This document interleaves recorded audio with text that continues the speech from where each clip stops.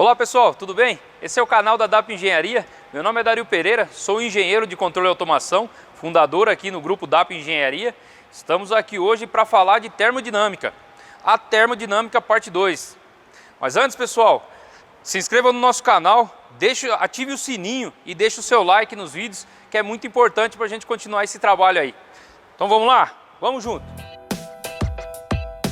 Pessoal, continuando a nossa série aí de vídeos, vamos falar hoje da primeira lei da termodinâmica e a segunda lei. Para início de conversa, né, eu falei no último vídeo, que é o parte 1, termodinâmica parte 1, que vocês podem ver aqui, né, é super interessante vocês pegar a sequência, né. Então eu falei da energia interna. Nós vimos o que é calor, certo? Calor é propagação da energia. Calor é uma energia, né? É aquela propagação de um corpo quente para um corpo frio. E nós vamos falar hoje da energia interna e da geração de trabalho. Trabalho, pessoal, se nós voltarmos aí um pouco para falar da mecânica, nós vamos ver que o trabalho, ele é uma força vezes o deslocamento vezes o cosseno do ângulo do plano que ele está fazendo o deslocamento. Então, isso é a definição de trabalho, certo? Hoje, nós já vimos, né, a definição de calor e hoje nós vamos ver a definição de energia interna. Pessoal, energia interna imagine a chaleira, né? Vamos pegar o exemplo do primeiro vídeo, a chaleira. Eu vou aquecendo a água ali, eu vou transferindo o meu calor, né, para a água e ela vai agitando. As partículas, as moléculas dela, vão ganhando energia cinética, tá? Essa energia cinética, com a variação de temperatura, é a energia interna. Então, para a gente entender a energia interna é isso. A agitação, o ganho de energia cinética ali, né, com a variação de temperatura, é a nossa energia interna. A energia interna de um gás ideal, um gás perfeito, nós podemos defini-la, energia interna como letra U, nós podemos defini-la aí como 3 sobre 2 de nRT, certo? Ela é totalmente proporcional à variação de temperatura. Então, pessoal, por que da variação de temperatura? Porque conforme eu vou passando calor, eu vou cedendo energia ali para o meu sistema, ela vai ganhando energia interna, tá? E a variação aí do θ final com o θ inicial, vou ter aí a minha energia interna, né? Vou ter proporcionalmente a minha energia interna. Pessoal, a energia interna ela é muito importante para nós falarmos aí das leis da termodinâmica, certo? Nós temos aí, para começo, né, começar o assunto, nós temos várias leis na termodinâmica que regem esse assunto. E aí nós podemos pensar na lei zero, né? Vamos começar com a lei zero. O que é essa lei zero? Pessoal, nós falamos que a temperatura é uma propriedade, certo? Ela é uma propriedade. Então, eu tenho o meu corpo quente e o meu corpo frio. Se eu tenho o meu corpo quente e o frio, se eu encostá-los e tiver a propagação de calor, conforme a gente falou no vídeo anterior, eu vou ter o equilíbrio, certo? O equilíbrio. Eu não tenho variação de temperatura. Quando ele atinge o equilíbrio, né, a lei zero, eu não tenho variação de temperatura entre esses corpos. Se eu encostar um terceiro corpo, eles também vão ceder calor um para o outro e vão encontrar o equilíbrio, certo? Lembre-se da estática, da força resultante igual a zero, né? Então, quando você tem um corpo, certo? Ele está dotado de energia interna, de calor ali. E aí eu encosto um no outro. E eu não tenho mais essa fonte de calor, tá? Eu não continuo. Mas a tendência desses corpos é equalizar as temperaturas, certo? Se um está a 45, o outro a 25, vamos chutar, a 32 graus vão equalizar os corpos, certo? Essa é a lei zero. E aí, pessoal, nós podemos falar também, passando por essa lei zero, da primeira lei da termodinâmica. A primeira lei da termodinâmica, ela basicamente é o que a gente sempre fala aí a respeito de conservação da energia no universo, certo? A energia não se cria, não se gera energia, ela só se transforma no universo. Então, se você tem uma energia que é o calor, se você cede ele para o sistema, você vai ter uma conversão dessa energia. E aí, o que acontece? Quando eu aqueço o corpo, e aí eu começo a converter esse calor, né, em energia cinética nas partículas desse corpo, certo? E aí eu gero a minha energia interna, com a minha variação de temperatura. Após eu ter essa energia interna, eu tenho um sistema que ele gera um trabalho, certo? Então, aí está a primeira lei da termodinâmica. A primeira lei da termodinâmica nos diz que eu tenho um delta. O que é um delta? Uma variação da energia interna. Porque lembra que eu falei para vocês, né? Eu vou ganhando energia interna, eu transfiro ali a minha energia para o corpo aqueceu, o gás, vamos pegar um exemplo da chaleira, né? E ela vira vapor e eu tenho em cima uma turbininha, né? Ou um cilindro aí, certo? Um atuador. E aí o que acontece? Esse vapor que vai gerar pressão ali, né? Com temperatura, né? Variação de volume e tudo, ele vai fazer a expansão ali e vai conseguir mover, né? Gerar um trabalho. A primeira lei da termodinâmica, ela nos diz o quê? Que toda energia, né? É a lei da conservação da energia mesmo, porque toda energia que eu vou ceder, ela vai ser convertida em energia interna e trabalho. Então eu vou ter que a minha variação da energia interna, ela está proporcionalmente, né, o calor que eu cedi menos o trabalho, certo? Então, aqui está a minha primeira lei da termodinâmica. E com isso, nós vamos conseguir calcular aí várias variáveis aí, né, que eu vou ceder calor para o sistema. E aí, imaginem que eu tenho a minha turbina é a minha conversão, né, de energia, da energia interna do vapor para trabalho, certo? É isso. Porque eu não tenho calor ali na minha turbina, fonte de calor, né? Eu tenho o calor que veio com o vapor, energia interna, certo? Mas eu não tenho ali uma fonte de calor ali na turbina, certo? E o que acontece? Então, eu cedo energia para o meu vapor na caldeira, ele tá lá com as moléculas agitadas e tudo mais, e isso vai gerar trabalho na minha turbina.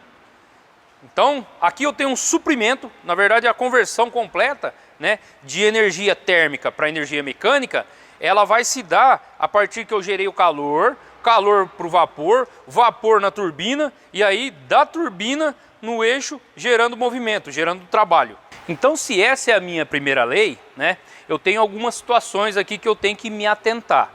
Eu tenho que o trabalho, quando executa trabalho, ele é positivo, certo? É um trabalho positivo. Dependendo do que sair aqui, eu tenho as situações daqui. Quando eu tenho o meu trabalho sendo recebido pelo sistema, eu tenho um trabalho negativo. Porque eu estou pegando uma energia aqui, cinética ou gravitacional, eu estou pegando ela e executando em cima do meu sistema, para o sistema, entendeu? Então aí o trabalho é negativo. Quando o trabalho vem de dentro do sistema para fora, ele está executando, o trabalho é positivo. E aí, no calor, pessoal, nós temos uma situação um pouco diferente. O calor, tá? Quando ele é recebido pelo sistema, ele é um calor positivo, certo? Ele é positivo. Por quê? Porque eu estou recebendo, estou ganhando energia interna, então ele é positivo, certo? Ele pode chegar até executar um trabalho, certo? E aí é uma linha, né? Vocês veem, ó, recebe calor, quando eu recebo calor eu consigo ganhar energia interna e executar um trabalho, certo? E aí, quando o calor é cedido do sistema, aí ele é negativo. Então, por essa equação da primeira lei, dependendo da situação que você tiver como resultado, você sabe o que você está tendo dessas situações. Isso aqui é muito importante. Quando a gente chegar, próximo vídeo nós vamos falar de ciclos termodinâmicos. E aí vocês vão ver, né, o ciclo, a bomba de calor, vocês vão ver o ciclo de refrigeração, né? aí vocês vão saber aonde a gente está querendo chegar, né? E aí a hora que chegar na turbina esclarece tudo. Entendido isso, agora nós vamos para a segunda lei, a entropia. Pessoal, para falar um pouco agora da segunda lei, nós falamos que nós temos as conversões de energia, certo? E a energia térmica, quando se fala de calor, né, em um ciclo termodinâmico, se imagina algo irreversível. Por quê? Eu não tenho como voltar isso, fazer o reverso, entendeu? Eu cedo calor, o calor já está lá, um pouco se dispersa no meio ambiente, um pouco se torna trabalho, e aí ele vai para uma fonte fria, certo? Então, esse é o ciclo, ele é irreversível, vamos dizer assim, né? Nós temos aí os ciclos, nós vamos ver mais no próximo vídeo que o ciclo perfeito, né? O ideal, mas nós trabalhamos com eles para cálculos, mas no dia a dia não é assim. Então, nós temos, né, aqui, eu vou fazer para vocês, qual que é a propagação do calor? Eu tenho aqui, né, as minhas duas fontes, para explicar bem exemplificado para vocês a segunda lei. O que eu tenho aqui? Eu tenho uma fonte, um Q hot, e eu tenho um Q cold, certo? Eu tenho uma fonte quente e uma fonte fria. Esse é a propagação natural do calor, o corpo quente para o frio. Então, a gente lembra lá da parte que falamos da lei zero, né, do equilíbrio. Então, vocês veem aqui, que aqui ele vem da fonte quente para o frio. Sempre será assim. Quando o contrário, nós chamamos de entropia. Mas, pessoal, isso não acontece no meio ambiente, não é comum.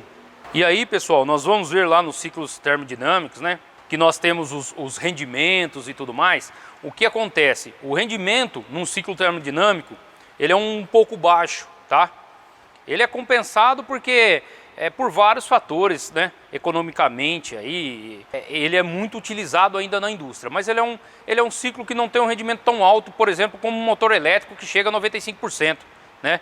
De 90% a 95% a taxa de conversão de um motor elétrico para conversão aí de energia mecânica, né? Um ciclo termodinâmico, vamos lá, quando fizer muito é de 35% a 45%, certo? Então, mas a entropia, nós conseguimos, né, teoricamente calcular ela aí, como ela é chamada de ΔS, tá? ΔS é a variação da entropia, ela é igual a variação do calor sobre a temperatura. Então, essa aí é o cálculo da nossa entropia. Lembrando também, pessoal, que nós temos uma terceira lei da termodinâmica, diga-se assim, muitos não a consideram lei, outros a consideram, né? Que ela visa tratar um ponto de referência absoluto para se ter essa entropia, tá? Não vamos falar dela nesse vídeo, tá? Pode ser num outro. Mas hoje o que eu queria mostrar para vocês, primeira e segunda lei, e agora nós vamos ver um pouquinho de vapor. O vapor é muito importante na termodinâmica, principalmente para nós que vamos falar aí da conversão de energia térmica a energia mecânica, porque ele é o fluido, né, que nós vamos trabalhar aqui, o fluido termodinâmico. Então, numa caldeira, que é a parte do suprimento aí de vapor, nós temos, né, dois tipos principais aí, vamos dizer, de fluido. Nós temos o vapor saturado e o vapor superaquecido, tá? A diferença entre os dois, nós vamos ver aqui no gráfico e também vamos comentar ele na atmosfera e tudo mais. Vamos lá para o gráfico, que vai ficar mais fácil o entendimento. Eu tenho um gráfico aqui de temperatura por pressão, certo? Eu tenho uma curvatura daqui da minha água, né? Eu estou com um ponto de gelo e aí eu tenho uma curvatura aqui. Depois, pessoal, eu tenho uma outra curvatura aqui e aí ela atinge o ponto crítico aqui, certo? Vou fazer minha separação para fazer a análise do gráfico. Então aqui, pressão por temperatura. Eu não vou colocar ainda os valores de temperatura, tá? Mas vamos ver aqui, vamos tratar aqui só o que nós temos. Qual que é a propriedade, né? Qual o estado físico da matéria aqui? Aqui nós temos gelo, certo? Aqui, pessoal, lembre-se que é temperatura por pressão. E aqui eu tenho água, tá? Água. No meu ponto crítico aqui eu tenho meu ponto crítico. E aqui eu tenho meu ponto tríplice. O próprio nome já diz, ponto tríplice. Eu tenho 3 estados aqui, ó. Vocês vão ver. Aqui eu tenho vapor saturado. E acima do meu ponto crítico, eu vou ter vapor superaquecido. Pessoal, com esse gráfico aqui, nós podemos entender um pouco como funciona dentro da caldeira, certo? Nós temos aqui valores, né? Eu vou passar os valores aqui para vocês de temperatura, para nós nos situarmos aí na capacidade térmica e tudo mais. Aqui eu tenho 0 graus, pessoal, ó. 0 graus Celsius. Pessoal, em termos de dinâmica, para nós trabalharmos aí com trabalho, energia interna, calor, nós trabalhamos com temperatura em Kelvin, tá? A temperatura em Kelvin e a energia, né? As energias, trabalho, calor em Joule, tá? Então, no sistema internacional, nós trabalhamos com essas unidades, tá ok? Mas aqui eu estou mostrando para vocês, porque para o entendimento geral que no dia a dia nós trabalhamos mais com graus Celsius, graus centígrados, do que com Fahrenheit, Kelvin, né, entre outros. Mas pode ser que a gente faça até um vídeo de escala termométricas aqui, mas só para vocês entenderem, eu estou colocando aqui em graus Celsius, para vocês entenderem, aí, todo mundo entender, se situar onde estamos. E aqui eu tenho 375 graus Celsius. Então nós podemos fazer uma análise aqui, vou falar para você o qual que trabalhamos. Quando nós trabalhamos com geração de potência, geração de trabalho, conversão de energia térmica, né, energia térmica, energia interna que é a cinética e depois o trabalho, né, nós trabalhamos com vapor superaquecido, tá? O vapor seco, nós trabalhamos com ele. Então nas turbinas, nos cilindros, nos atuadores, nós trabalhamos sempre com vapor seco, tá? Ah, mas o vapor saturado ele tem utilidade? Tem também. Nós temos muitas, né, caldeiras flamotubulares, que nós vamos estudar um pouco à frente, que ela vai gerar, né, até aquecimento para banho, ela vai gerar vapor para a indústria, para umedecer algum material, certo? Na indústria de papel e celulose, na verdade celulose nem tanto, mas na indústria que utiliza o papel no seu processo. Vou citar três processos, né? O processo de impressão, o processo de laminação e o processo de impregnação, né? Que utiliza aí em fabricação de MDF e tudo mais. Nós temos, os papéis eles passam por estufas, né? E se você vai fazer algum procedimento após essa estufa, o ideal é você umidificar o material. Por quê? Quando esse papel ele passa pela estufa, né? E muitas estufas elas têm os colchões de ar que sopram o ar quente, ela tira a umidade do material, enrijece a fibra do papel. E aí quando esse papel vai passar num rolo, né? Ele cria um estresse e ele começa a trincar, certo? Por quê? Falta dessa umidade que ele tinha. Então, geralmente, quando passa nessas estufas, né, nós temos umidificadores e a maior parte deles são a vapor, certo? E esse vapor é saturado, é o vapor úmido e é utilizado para umidificar, voltar a umidade original desses materiais. No processo de laminação também, quando eu tenho materiais diferentes, né, as umidades diferentes, um repuxa para um lado, outro repuxa para o outro e faz o processo de encanoamento que a gente chama.